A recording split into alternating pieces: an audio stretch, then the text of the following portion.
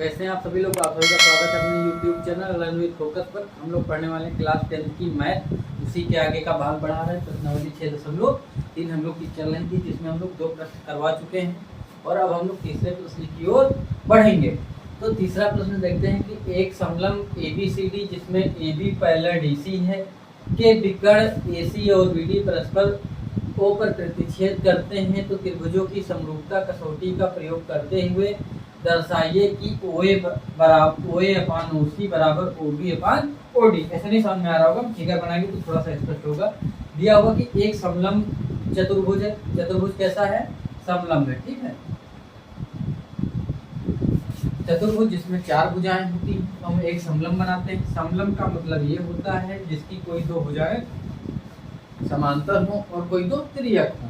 तो क्लास 9 में आप इसके गुण पढ़ ही चुके हैं। तो हमने 2 भुजाएं समांतर बनाई और इन भुजाओं जो समांतर बनाई और 2 भुजाएं कैसी बना रहे हैं? तिर्यक बना रहे हैं। तिर्यक भुजाएं कौन सी होती हैं? जो भुजाएं एक दूसरे को कहीं जाकर काटे। ये देखिए, ये है, ये कैसी असमांतर है, और जो असमांतर होती है वो तिर्यक ही होती हैं। क्यों तिर्यक होती हैं? क्योंकि इनको हम कहीं भी बढ़ाएंगे तो ये एक दूसरे को जाके आगे काटेंगी। तो जहाँ पे काटेंगी तो कैसे होंगी? तिर्यक होंगी। जब भी तिर्यक रेखा किसी बिंदु को काटती हैं तो उनके आमने सामने के कोण कैसे होते हैं? बराबर होते हैं। ये आप लोग आराम से पढ़ चुके हैं, कोई दिक्कत नहीं है। तो हमने देखा कि समलंब चतुर्भुज है। समलंब चतुर्भुज की कितनी भुजाएं? हमने कहा A B C D 4 बिंदु थे। कहा इस समलंब चतुर्भुज में AB पैरेलल DC है। कोई बनाया है AB पैरेलल DC। AB किसके पैरेलल है? DC के। हम लोग लिख ले, दिया है, क्या दिया हुआ है? AB पैरेलल BC, ये तो दिया हुआ है, हमने वही लिख लिया। के विकर्ण AC और BD पर परस्पर AD और BD, इसके विकर्ण कौन से होते हैं? जो आमने सामने मिलाए जाए। तो ये विकर्ण कह रहा है, ये विकर्ण AC है और ये विकर्ण कैसा है? BD। कह रहा है जो BD और AC हैं एक दूसरे को जहाँ पे काटते हैं वो बिंदु कैसा है? O है। अब यही बन चुका है। कह रहा है ये इतना है, तो लिखेंगे हम लोग, क्या लिखेंगे? AC है ना। AC कामा BD बिंदु O पर प्रतिच्छेद करते हैं। कहाँ पर? बिंदु O पर प्रतिच्छेद करते हैं। बिंदु O पर प्रतिच्छेद करते हैं। तब आप लोगों को क्या सिद्ध करना है? नीचे आप लोग लिखेंगे सिद्ध करना है। तो जो सिद्ध करना है वो लिख लिया जाए। क्या सिद्ध करना है? OA, ये OA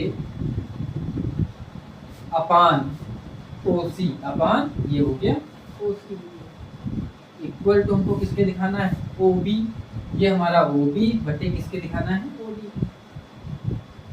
सीधी सी बात। अभी केवल 2 भुजाओं का अनुपात दिया गया। अगर हम 2 त्रिभुज, एक त्रिभुज ये मान लेते, एक त्रिभुज ये मान लेते, कल्पना करो कि हमारे पास 2 त्रिभुज, इन 2 त्रिभुज को हम अलग बना लें। अगर ऐसा नहीं होता त्रिभुज हमारा, देखो आप लोग पढ़ चुके हैं, ये हमारा होता AB, क्या होता? वो होता। फिर हमने एक नीचे ही त्रिभुज ऐसे बना लिया है, जो जुड़ा हुआ तो हमने काट के अलग किया। हम कहते हैं एक हमारा त्रिभुज होता कैसा? DOC या CO, जैसे भी नाम दे दो, CO। हमने इसको काट के मान लो अलग कर दिया, तो हमारे पास 2 त्रिभुज हो गए, COD और क्या हो गया? AOB। अब इसमें ध्यान से देखो, कह रहा है कि किसके अनुपात निकालना है? OA, ये OA अपान OC, इस त्रिभुज की ये भुजा, फिर इस त्रिभुज की इस भुजा का अनुपात, और इस त्रिभुज की कौन सी भुजा ली जा रही है? OB। इसकी कौन सी भुजा ली गई? OB। फिर इसकी कौन सी ली गई? OD। कह रहा है इसकी इस भुजा से अनुपात, इसकी इस भुजा से जो है अनुपात लेना है। और 2 त्रिभुजों के जब अनुपात कैसे बराबर हम लोग ये निकालते हैं? या तो हम लोग समरूप त्रिभुज प्रूव करने के लिए हम लोग क्या करते थे? कोण निकाल लेते थे, या भुजा। क्यों? अगर हम लोग समरूप त्रिभुज सिद्ध कर ले जाएं तो हमने पढ़ा था कि अगर कोई भी त्रिभुज समरूप है तो उनकी भुजाओं के अनुपात कैसे होते हैं? बराबर होते हैं। तो अर्थात ये अनुपात में होंगे तो ये भी अनुपात में आपस में बराबर होंगे। यही तो करते थे। लेकिन उसके लिए हम लोग कैसे करते थे? हमने कहते थे मान लीजिए ये कोण, इसका A वाला कोण, कौन सा कोण? A वाला कोण C वाले के बराबर होता, तो A के सामने की भुजा कौन सी हो गई, ओ बी हो गई। सी के सामने की भुजा कौन सी हो गई, ओ बी हो गई, इनके रेशियो लिए गए। फिर हम कहते कोण बी किसके बराबर दिखा देते, कोण बी किसके दिखा देते, डी के। तब बी के सामने का ये लिया गया ओ ए और इसके सामने की, ऐसा कर सकते थे। तो वही कहानी करते हैं कि त्रिभुज को समरूप दिखाया जाए। हमने कहा कि ये आमने सामने के एंगल थे, आपस में बराबर हो जाएंगे, वर्टिकल एंगल है। ऐसा भी हम जब भी कोई तिर्यक रेखाएं काटती हैं तो उनके आपस के कोण कैसे होते हैं, बराबर होते हैं, लिख सकते हैं। तो देखो उपपत्ति, यहाँ पे हम लोग आते हैं, इसको लिख सकते हैं नीचे उपपत्ति। उत्पत्ति मतलब जो दोबारा पैदा करना है, ठीक है, मतलब जो है मतलब सवाल लगाना है, ठीक। तो यहाँ पे आते हैं, सबसे पहले ये समांतर रेखा है, इनको ये काट रही है तिरछी, और ये आप लोग समय लग रहा होगा ना, समय आज आराम ही पड़ा है। ये दो समांतर रेखाएं, इसको ये काट रहा है जेड आकार का, और हमने पढ़ा था जब भी जेड आकार का बनाए तो ये कोण कैसे कोण होते हैं, एकांतर कोण होते हैं। और एकांतर कोण आपस में कैसे होते हैं, बराबर होते हैं। एकांतर कोण कब बनता है, जब दो समांतर रेखाओं को कोई एक रेखा काट ले, ठीक। तो ये जेड बन रहा है, अगर ये देखो इसका मतलब ये वाला कोण इसके इस वाले कोण के बराबर होगा, और ये उल्टा जेड बन रहा है इधर, तो ये वाला कोण किसके बराबर होगा, इस वाले के। अब देखो ध्यान से देखो, ये वाला त्रिभुज हो गया, देखो इसमें ये वाला किसके बराबर है, इसके। हम लिख सकते थे ये वाला किसके बराबर है, इसके, और ये वाला ना, इसको वैसे बना ले दो, ये वाला इसके बराबर आ गया है, ये वाला इसके बराबर आया है, इस वाले के बराबर आया, ये वाला इसके बराबर आया, यही तो हम इसमें किए। इसके सामने की भुजा ये हो गई, इसके सामने की भुजा ये, तो OB और OD बराबर, यही किया गया। मतलब इनके अनुपात, आपस के अनुपात कैसे लिए जाएंगे, बराबर। मतलब इस कोण के सामने भुजा ये, इसका अनुपात लेंगे, इस वाले कोण की भुजा का अनुपात ये लेंगे। ध्यान रखना, कभी कभी हम लोग रट लेते हैं चीजें ना, तो हमको याद रखना होगा कि हमने कोण भुजा का कौन सी लगाई, कोण है ना, समरूपता की कसौटी। उस कौन सी समरूपता की कसौटी लगा रहे हैं, कोण। लेकिन लिख दिया जाए, क्योंकि नहीं लिखेंगे तो हम दिक्कत होगी। हम लिखेंगे AB parallel CD, AB parallel CD या DC जैसा भी लिखें। इसलिए क्या लिखा जाए, ये दोनों बराबर दिखाना है, ऐसे लिख दें। कोण इसको दिखाना ना, OAB, इसलिए कोण OAB इक्वल टू कोण OCB, कोण OCB। जिस एंगल को दिखाना होता है उसको हम लोग बीच में रखते हैं। किस यहाँ पे लिख देंगे ब्रैकेट में, क्या है, एकांतर कोण की वजह, एकांतर, ठीक। किस त्रिभुज में ले रहे हैं, त्रिभुज कौन से त्रिभुज लिए गए, त्रिभुज AOB और त्रिभुज ये भी इसमें COD, दो त्रिभुजों, ये लाइन पहले लिखेंगे फिर ये लिखेंगे। फिर अगला कौन सा हमने बराबर किया, ODC है ना, अगला कौन सा बराबर किया है, ODC किसके बराबर कर दिया है, ODC किसके बराबर किया गया, यहाँ पे ध्यान से देख के बताओ, OB ये भी कैसे हैं, एकांतर। तो हमको दो ही कोण से हमारा काम हुआ जा रहा है, हमको तीसरे कोई जरूरत नहीं। और तीसरा निकालेंगे, अगर दो बराबर है तो तीसरा भी कोण कैसा होगा, बराबर होगा। तो उसकी भुजा, इस भुजा का इस भुजा का अनुपात भी बराबर निकल आता, लेकिन ऐसा पूछा नहीं गया, तो हमको दो ही भुजा के अनुपात को निकालेंगे। तो हम लोग देखते हैं, क्या देखेंगे, सबसे पहले आराम से लिख सकते हैं कि प्रश्नावली 6.3 का जो है प्रश्न कर रहे थे, लेकिन मैं क्षमा प्रार्थी हूँ कि जो लाइट है, विद्युत आपूर्ति बाधक होने के कारण हमको क्लास रोकनी पड़ी, और जब पुनः लाइट आई है तो हम उसी क्लास को आगे बढ़ा रहे हैं। आपको पता है कि देश में कोयले की कमी हो जाने के कारण इसमें विद्युत आपूर्ति हर जगह समस्या चल रही है, हर जगह लाइट काटी जा रही है, क्योंकि जो है कोयला जो है अपने से क्या हो गया, पहले मान लीजिए 50 रुपये में जितना कोयला मिलता था, अब वो कोयला जो है 200 रुपये मिलता है, अर्थात आयातित कोयले के दाम 4 गुना बढ़ चुके हैं। और गर्मी भी बढ़ रही लगातार, और जब गर्मी बढ़ती है तो जो खपत है बिजली की वो भी लगातार बढ़ती जाती है, तो खपत बहुत ज़्यादा होती जा रही है और आपूर्ति कम है कोयले की।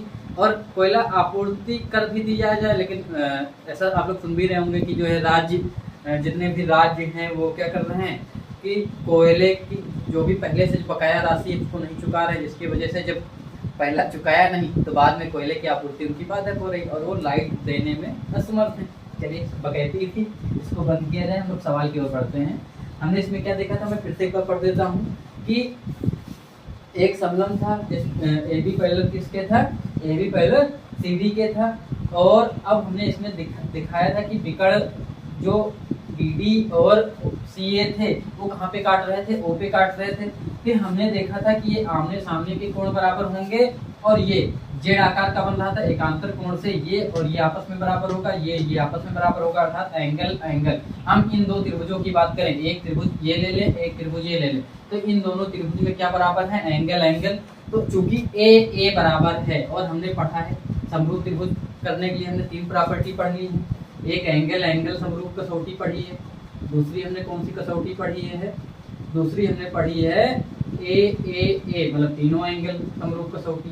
तीसरा हमने पढ़ा है एस कसौटी, एस कसौटी पढ़ा है, और एक हमने पढ़ा है साइड एंगल मतलब एस जिसको हम 555 भी कह सकते हैं। ये तीनों प्रॉपर्टी हमने समरूप की कसौटियों के लिए पढ़ा है। इनमें से हम कोई भी एक दिखाते हैं और दिखा ले जाते हैं तो कैसा होगा, समरूप होगा। तो हमने यहाँ पे देखा ये दोनों एंगल इन दोनों एंगल के क्या हैं, बराबर हैं, तो इसलिए कैसा त्रिभुज होगा, समरूप होगा। आराम से लिख सकते थे। उसी लैंग्वेज को हम लोग लिखना चालू करते हैं, हमने लिख दिया ओडीसी इक्वल टू ओडीसी, ये वाला इस वाले के बराबर, ये हमने यहाँ पे लिख दिया।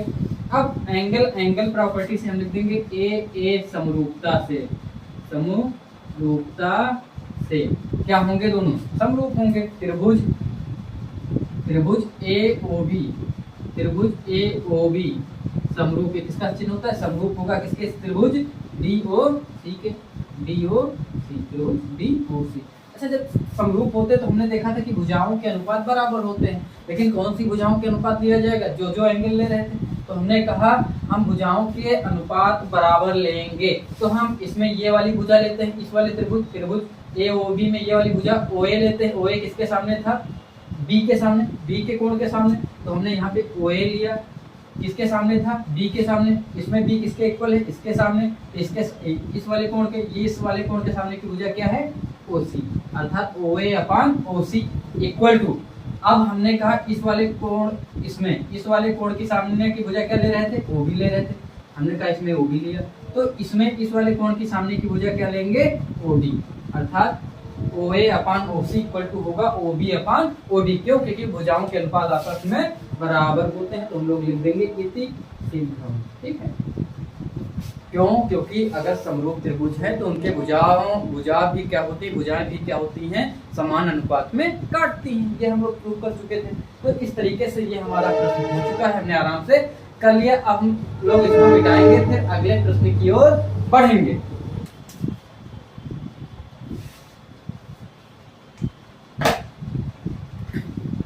देखिए आपके सामने अगला प्रश्न है कि आकृति 6.36 में Q R upon Q S, Q R कहाँ पे हम लोग देखें, Q R upon Q S equal to Q T upon, Q T कहाँ गया है, ये Q T upon P R ये है, तथा 1/2 कोण एक किसके बराबर है, कोण 2 के है। तो हमको दिखाना है त्रिभुज पी क्यू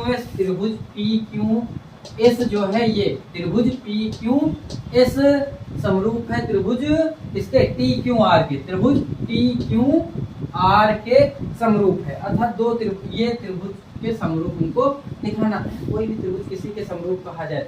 अच्छा, हमने कहा समरूप है, चलो ठीक है, समरूप है, तो समरूप की क्या प्रॉपर्टी होती थी, हम लोग किसको दिखाते थे, या तो एंगल को दिखा दो, क्योंकि समरूप अगर दिखाना है दो त्रिभुज, कौन से त्रिभुज समरूप दिखाना, हम लोग प्रश्न में देखें पी क्यू एस, ये पी क्यू एस, मैंने कहा ये वाला ना, ये वाला जो है समरूप दिखाना है, किसके दिखाना है भाई, ये वाला समरूप दिखाना है, किसके दिखाना है, मैं इसको दूसरे वाले को हाईलाइट कर दूं, टी क्यू आर के, कहाँ गया, इस वाले के, किसके दिखाना है, टी क्यू आर के, गंदा हो गया होगा लेकिन आप दोनों अलग अलग नजर आएंगे ना, ये वाला इसके दिखाना है, बड़े वाले के। तो अगर हम दोनों अलग अलग बना सकते थे लेकिन नहीं बना रहे, लेकिन ठीक है, अगर दिखाना है दोनों अगर समरूप होते तो किस शर्त का पालन करते, हमने देखा था कि दोनों अपनी जो है समान भुजाओं को समान अनुपात में काटते हैं। अगर समरूप होते तो किस अनुपात में काटते? समान अनुपात में काटते। तो हम लोग आराम से कहते थे कि अगर बड़े वाले को छोटे वाले की भुजा का अनुपात लिया जाए, इसमें बड़े वाले की भुजा क्या थी? QR थी। छोटे वाले की भुजा क्या है? QS है। अगर यदि समरूप है तब क्या होता है? ये वाली भुजा इस वाली भुजा का, और इसमें ये बड़ी वाली भुजा क्या है? QT है। QT वाली भुजा किसके बराबर होनी चाहिए थी? इस वाली छोटी वाली की। छोटी वाली क्या है? QT के बराबर होना चाहिए था। यहाँ पे हमने दिया तो है यार, लेकिन देखा तो क्या दिया? QR/QS इक्वल टू QT अपान क्या दिया हुआ है? PR दिया हुआ है। अच्छा, PR ना होता, ये होता दिया होता PQ या QT जो भी दिया होता, आप लोग जैसे भी लिखना चाहें, तो अगर ये दिया होता काम चल जाता, लेकिन यहाँ पे PR है। अर्थात PR की जब हम QP ले आए तो हम कह सकते थे कि त्रिभुज समरूप है। तो हम यही कहानी ना करें कि इस PR की जगह केवल एक चीज लानी है, और वो क्या लानी है? QP लानी। अब कैसे लाना है? अगर प्रश्न ने कहा है करो तो कुछ ना कुछ दिया होगा। तो हमने देखा एक प्रश्न ने एक संकेत और दिया है। क्या दिया है? कि कोण एक किसके बराबर है? 2 के। और हमने पढ़ा है कि अगर यदि किसी त्रिभुज में 2 कोण बराबर हों तो उनके आमने सामने की भुजाएं कैसी होती हैं? बराबर होती हैं। तो कौन से त्रिभुज के बराबर दिया हुआ है? हमने कहा इस वाले त्रिभुज के PQR के। इस वाले त्रिभुज में देख रहे हैं किसमें? PQR। तो अगर हम इसको अलग बना लेते हैं PQR, यही तो हो गया PQ, ये वाला R, इसको मैंने अलग कर लिया। इसमें हमने देखा ये एक किसके बराबर है? 2 के। ये वाली भुजा, ये कोण आपस में बराबर है, तो आमने सामने की भुजाएं कैसी होंगी? बराबर होंगी। तो हम आराम से लिख सकते थे PQ इक्वल टू किसके बराबर? PR के। तो हम लोग लिख सकते थे PQ इक्वल टू PR के। ठीक, कर सकते थे। अर्थात ये PQ जो है किसके इक्वल होगा? PR के। PQ इक्वल टू किसके होगा? PR के होगा। चलिए ये लाइन आ गई, तो हम लोग पहले लिखेंगे। अब हम लोग शुरुआत करते हैं, एक कंडीशन चालू करते हैं आराम से लिखना कि त्रिभुज, पहले हम लोग क्या लिखेंगे कि सिद्ध करना है। सिद्ध करना है, नहीं पहले दिया है लिखा जाए ना। दिया है, क्या क्या दिया है? QR/QS equal to QP/PR। फिर हम लोग लिखेंगे और कोण एक बराबर कोण 2 दिया है। फिर हम लोग लिखेंगे सिद्ध करना है। फिर हम लोग अगली लाइन क्या लिखते हैं? ऐसे लिखा जाएगा बोर्ड में ना। फिर सिद्ध करना है, क्या सिद्ध करना है? त्रिभुज QP, त्रिभुज PQS समरूप है त्रिभुज PQR। फिर हम लोग अगली लाइन क्या करते हैं? उपपत्ति करते हैं। उपपत्ति में क्या किया जाए? उपपत्ति में क्या होगा? उपपत्ति में ये होगा कि हम लोग कहेंगे त्रिभुज PQR, त्रिभुज इन ट्रायंगल PQR, त्रिभुज PQR में क्या लिखेंगे? ये कोण एक बराबर कोण 2। हम फिर लिखेंगे क्या? बराबर कोणों की सम्मुख भुजाएं क्या होती हैं? बराबर होंगी। क्लास 9 में पढ़ेंगे। क्या लिखेंगे? बराबर कोणों की, बराबर या समान, बराबर कोणों की सम्मुख भुजाएं, सम्मुख भुजाएं क्या होती हैं? समान होती है। समान कोणों की सम्मुख भुजाएं समान होती हैं। तब क्या हो जाएगा?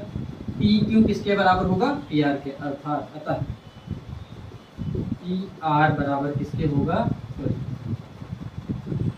PQ बराबर PR है ना। PQ बराबर किसके हो जाएगा? PR के होगा।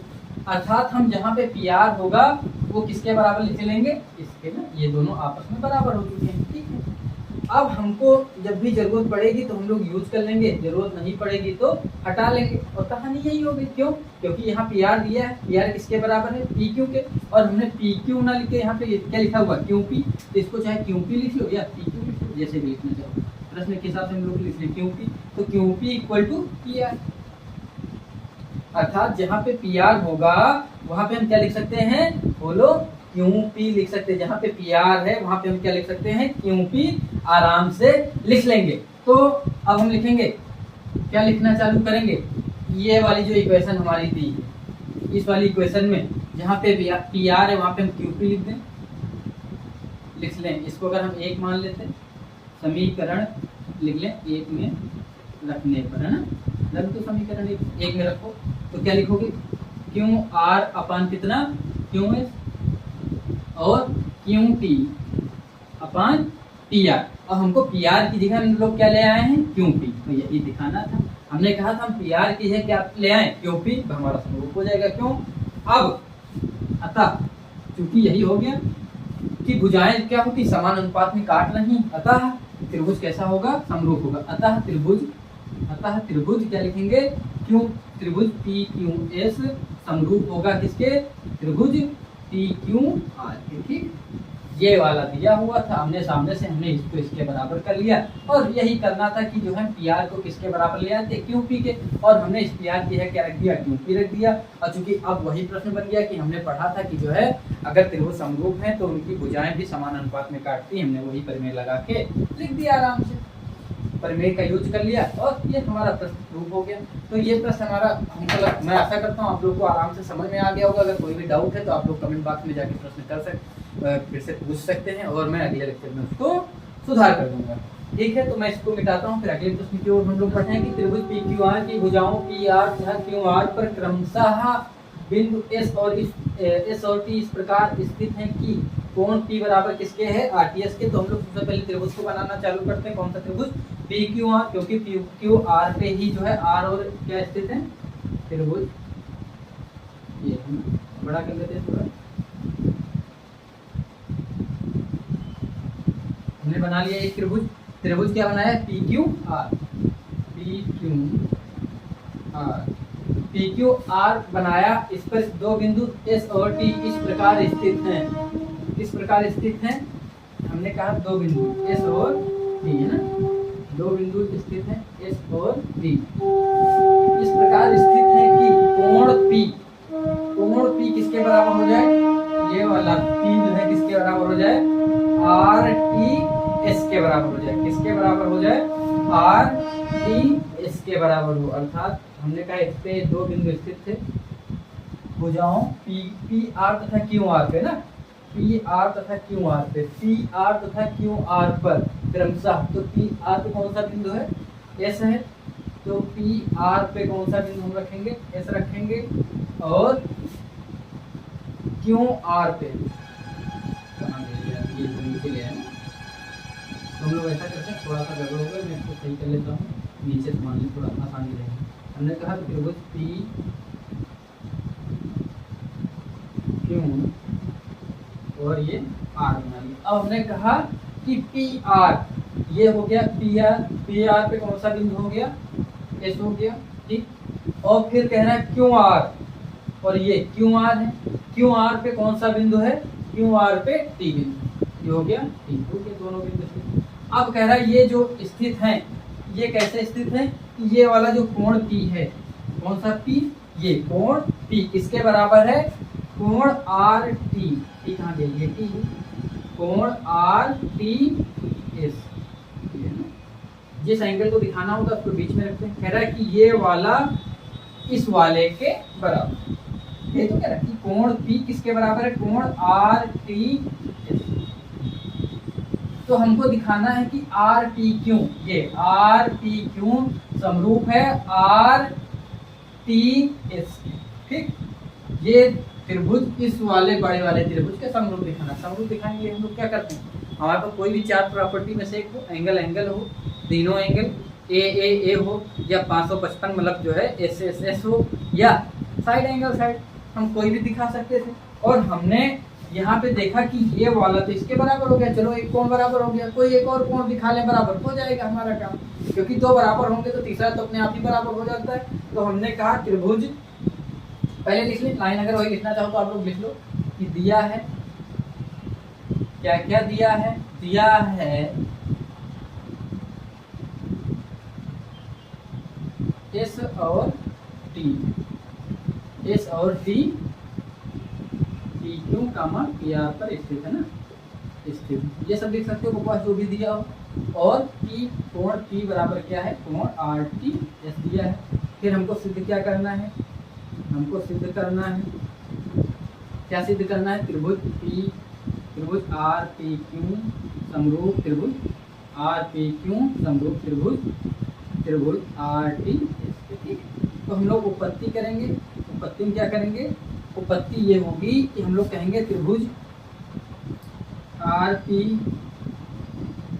उत्पत्ति में आराम से लिख लो, ऐसे लिख लो कि हाँ ये तो पूरा लिख लिया जाए, त्रिभुज आर पी क्यू और त्रिभुज आर टी एस में ना क्या कहेंगे, ये आपस में बराबर है, ये तो हम लिखेंगे कोण P बराबर कोण आर टी एस हो गया। दूसरा, अच्छा ये बताओ, ये बराबर हो गया, हम कहते हैं फिर ये छोटा वाला त्रिभुज में कौन सा कोण है, R है, तो छोटे वाले त्रिभुज का क्या है, R है, और बड़े वाले त्रिभुज का भी हम लोग लिख सकते थे यही R, तो इसको या तो R बराबर R लिख लो या पी आर क्यू लिख लो, क्यों, जिस कोण को दिखाना होता है उसको हम वही दिखा देते हैं, पी आर क्यू।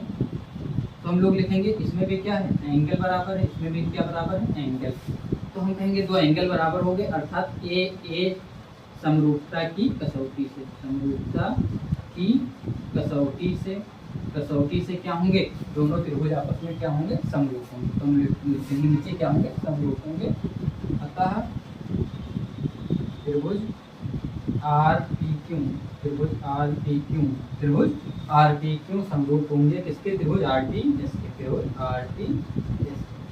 तो इसमें कोई भी डाउट होने की कोई चांस भी नहीं, ये इसके बराबर हो जाएगा तो तीसरा आप लोग निकालेंगे तो ये अपने आप इसके बराबर आएगा, क्योंकि दो एंगल अगर बराबर आ जाते हैं तो तीसरा अपने आप बराबर होता ही है, ठीक है, इसमें कोई दिक्कत नहीं। अब इसके आगे अगर प्रश्न बढ़ा देता तो आप लोग कर भी सकते थे, इनकी भुजाओं का अनुपात तो आराम से निकाल देते।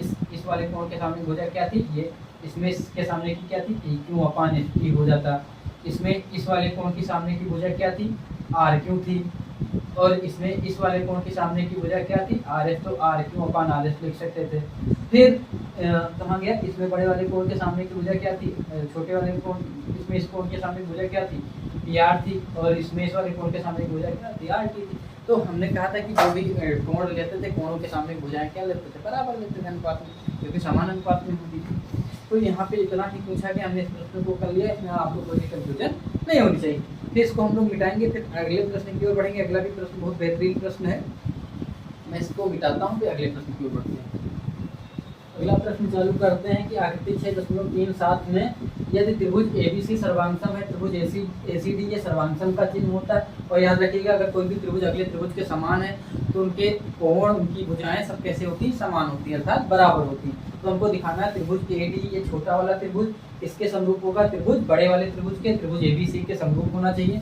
तो जो कुछ दिया है वो लिख लेंगे, दिया है, हम लोग लिखेंगे दिया है त्रिभुज ABE सर्वांगसम, त्रिभुज ACD के, त्रिभुज ACD के सर्वांगसम है।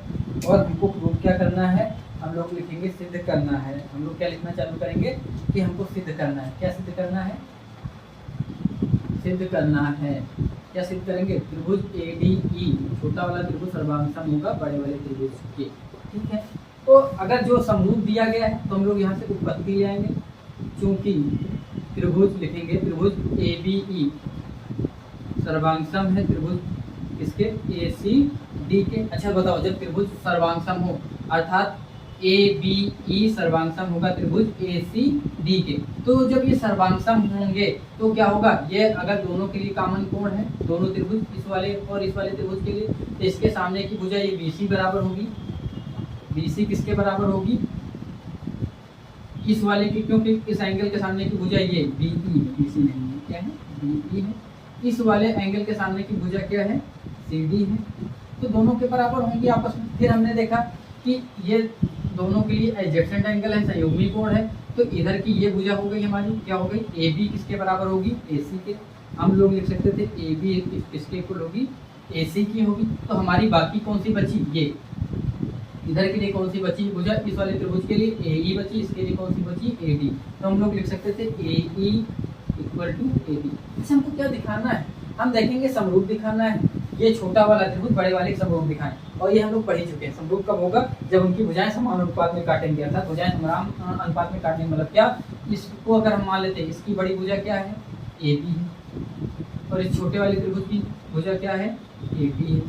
इसकी बड़ी भुजा क्या थी, AC है, और इसकी छोटी वाली भुजा क्या है, AE। और इसकी छोटी वाली भुजा क्या है, इसकी बड़ी वाली भुजा क्या है, BC है, इसकी छोटी वाली भुजा क्या है, DE। ठीक है, यही दिखाना है कि इस तरीके से अगर हम ले आते हैं तो हम कहते हैं कि समरूप है।